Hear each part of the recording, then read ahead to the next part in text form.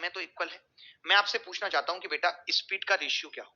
मैं इतना पूछना चाहता हूँ स्पीड का रेशियो। आप बोलेंगे कि जी हमने स्पीड में 1/15 की कमी की है। हमने स्पीड में क्या किया है? 1/15 की कमी की है। इसका मतलब है कि स्पीड 15 थी और हमने 1 कम कर दिया, यानी कितनी रहेगी? 14।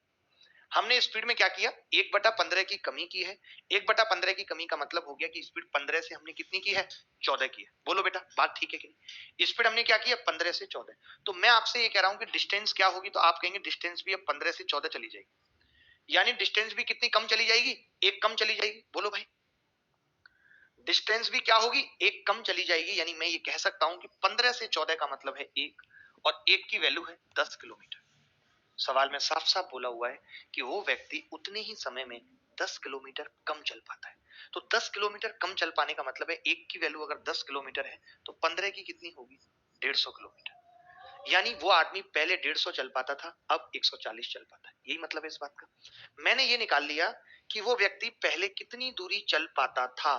ध्यान से समझना कि एक व्यक्ति किसी निश्चित दूरी को 30 घंटे में तय करता था।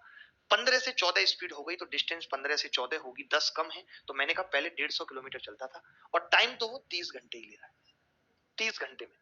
अब मैंने स्पीड की डेफिनेशन याद करो, मैंने क्या बताया था? मैंने कहा था कि अगर कोई आदमी 30 घंटे में 150 किलोमीटर चल रहा है, यानी 1 घंटे में कितना चलेगा?